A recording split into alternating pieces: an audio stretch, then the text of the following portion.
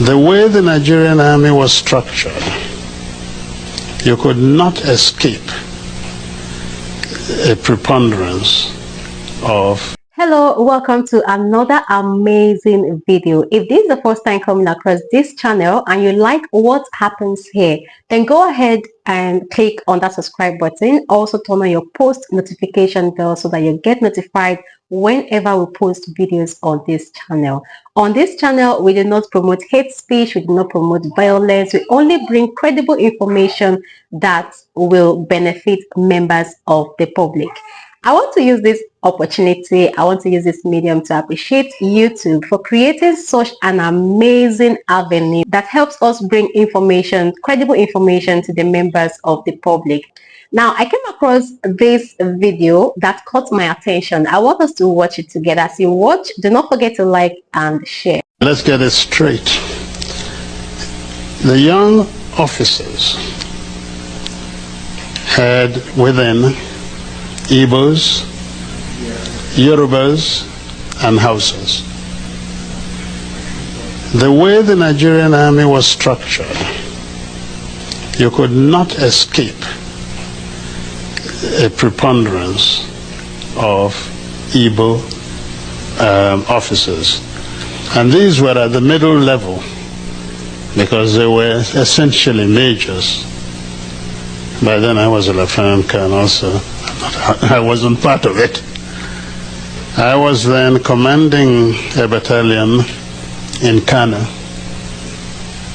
The coup ostensibly, because I later found out that the whole aim of the coup was to halt this apparent drift in Nigeria.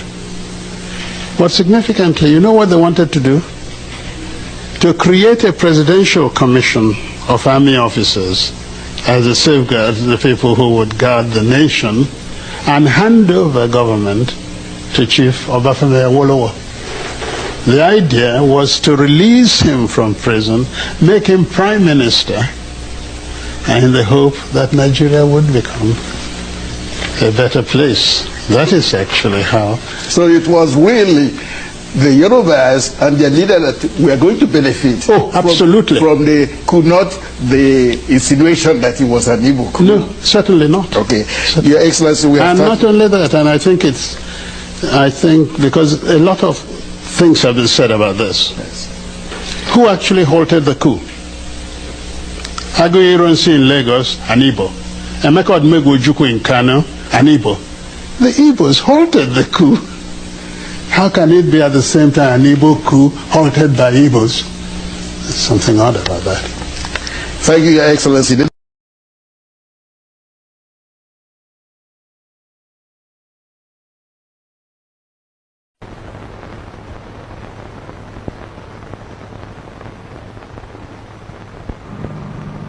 In the regions, there will be military government under a military governor, assisted by an advisor who is the last person to hold the office of the regional governor.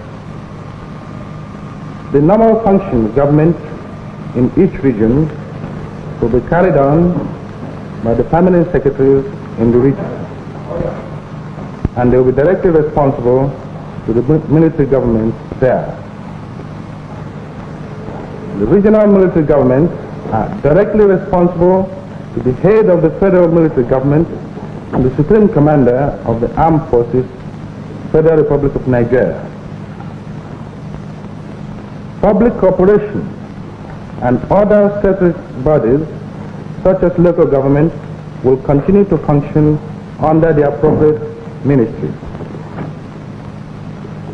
All existing laws, regulations, orders, and official instructions remain in force,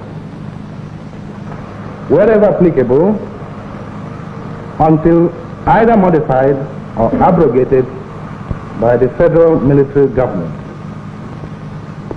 Will there be press censorship during this regime? I do not think that I should start off with press censorship. But I may impose censorship if it became necessary.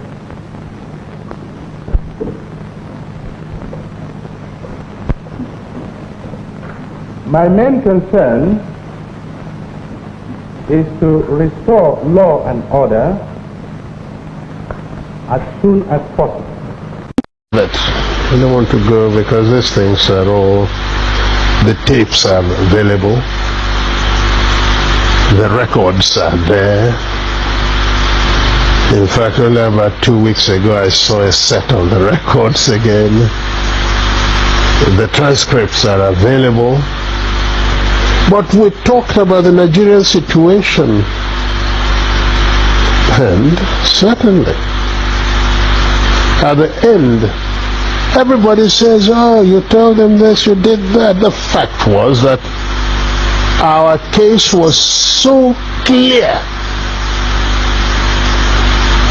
that I actually believe at the end of Aburi that the problem was not Gawan, but probably some ambassadors in Lagos who were pressing for something else. Because we understood each other. We agreed on every single point.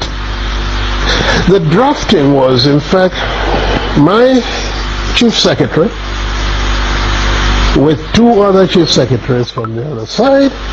They said, no, no, no. And drafted and agreed. We looked at it, we agreed. General Ankara read over the whole report again to us at the end, asked us if we wanted to amend anything. No. At the end of all that, the position was so good that actually Ankara drove Jack, Gawan and myself to the airport.